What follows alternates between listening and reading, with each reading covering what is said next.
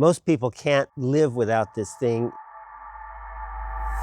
I'm talking about ChatGPT. It's being used for everything: therapy, studying, weird rashes. And that gave me an idea.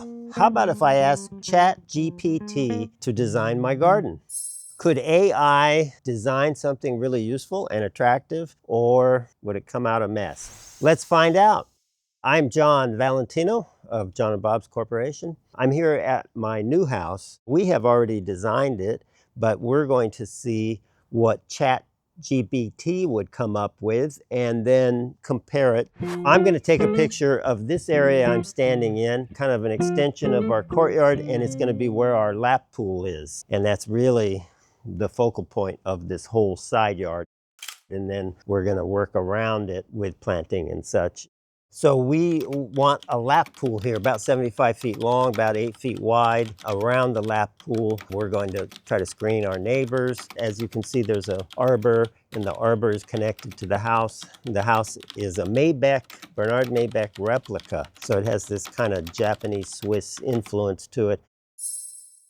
I mean, it's not terrible. I really don't want to use boxwood, the way they put it. I disagree with that. We're going to do something, I think, that goes with the house better than boxwood.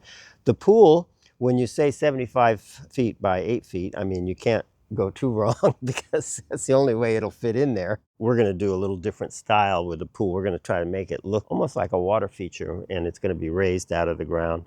This is to grade. And then between the fence and the pool, I want to screen my neighbors more than this. This just kind of screens the fence, and I want it to be taller than what they have on here. If you look at the ChatGPT version, there's no circulation connection, no clear way to get to the pool from our patio or from anywhere that I can see. You have to walk over the boxwood, I guess. Can you correct the access to the pool? Right now, it looks like you have to walk over boxwood to get into it. And then I'm not a fan of the boxwood. I don't think it goes with the style of our house. Since it's Japanese Swiss, I was thinking of using more cobble and maybe use some carapia and have those kinds of influences. Behind the pool, I'd like to do a better job of screening the fence and screening the view into my neighbor's house. I'd like the plant material to get 8 to 10 feet tall. The new results are an improvement. What I see is if you strongly infer what you would like, they listen. I'd say a little low on the creativity, but if you have an idea of what you want, what you're trying to accomplish, everything I said that I was trying to do in the change, they've done. Now, sometimes as a designer, we don't want people telling us everything because we're going to come up with something they would have never thought of. From what I'm seeing with GPT, that isn't the case. It's a different process than if you're working with a creative designer. This is a designer that's more trying to understand and mimic exactly what you're thinking. It doesn't mix creativity and practicality very well because you can see the first time there wasn't even a way to get into the pool. Since the picture planting options didn't look great to me, let's see how it does if I specifically identify the area and ask for plant names and options. So specifically, which plants behind the pool would you recommend, keeping in mind that we have this Maybeck house, Swiss-Japanese kind of look to it. It's the Mathewson home. And we want to screen our fence and screen our neighbor's house, which we're looking right at. And we're in zone 9. Okay, so her first recommendation is Podocarpus macrophylla. It's narrow and it's clean, relatively clean. And so that's why it was picked. So it's an educated pick. Camellia japonica or Camellia sasanqua. I'm surprised maybe we didn't give enough exposure information. Japonica won't work there. It'll get burned. Sasanqua might work because it takes more sun. It's kind of interesting that these aren't any of the plants I want to use, but they're options that could work. Bamboo. I'm using bamboo here selectively, but only in kind of contained areas. I'm reluctant to use bamboo in big open areas. Bamboo is an interesting choice, definitely that Japanese look. and I have in mind using a few here in this garden. Portuguese laurel, more Swiss European, but blends well with the structured Japanese styles. And that's 10 to 12 feet high. So I think they got the idea that I want to screen that, maybe more than I want to screen it. But these are all interesting ideas that could work. Ceanothus Ray Hartman, that's a California native, grows like crazy, probably way too big for this spot. It spreads out a lot, but it 10 to 12 foot height. So what it does is it gives me 7 plants that it's thinking could help me do this screening. And I like this idea of looking at plant lists in order to choose what I want. Do you think Camellia japonica would grow behind the pool with this much sun? Camellia japonica does generally prefer partial shade. So if the area behind your pool gets a lot of intense direct sunlight, it might not be the happiest there. In that case, you might want to consider Camellia sasanqua, which is more sun tolerant. Not a bad answer. Unfortunate, you have to question every plant. If you're going to use it for plant lists, then put in all the information that you can, particularly exposures, emphasize your zone, and the size that you would like it to get. Now we move to the back part of my house, and we're going to learn from what we experienced in the side yard there with our pool and try to be more specific, give it more information. So this back of the house faces west. I do want a lawn on the east side of the garden that goes up against the paving that's already in. Over by where the bell is, I want to put in a little Japanese onsen. I'm going to use some kind of small jacuzzi type tub, and I'm going to use a bamboo Japanese fence around it with Japanese planting all around it, and it's probably going to have a step up. The area that I'm going to do is about 10 feet long by 6 feet wide, so from the house it's going to come out about 6 feet. And then the rest of the garden will be lawn, and then we'd like to screen the fence. It does get some shade, it gets mixed lighting. We have the ChatGPT solution.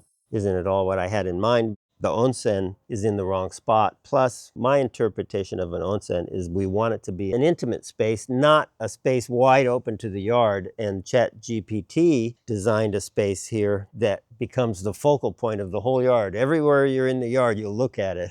And I want to stick with the circulation I already have. They came up with new cobble circulation, a completely different design than I'm envisioning. And I assume if we keep giving input, it could be improved. And then up against the fence, I suppose that is one option and probably does what I was describing. Not really what I had in mind, but it's a matter of taste. When you look at the lawn, they used a cool season grass. I'm going to use a warm season grass because I want it easy to take care of. Lots of things you need to inform ChatGPT of to get a design that best fits your needs. So the idea of sending a photo appears to us to be good for very conceptual type approaches. It looks like not a great option for the way we were trying to use it, only if we use it as a starting point and then continue to do research and continue to think about it and continue to give more information. But it's not a simple, easy design tool. We want to try one more thing to see if ChatGPT can help. Here's a little back courtyard behind our house, and I'd like to have a furniture plan. I have these 4 dwarf lime trees that are going to stay. I need seating ideas, whatever, but I need the circulation to continue straight through because this walkway goes all the way around the house, and we want to be able to have clear circulation. So we don't want a table to block the center there.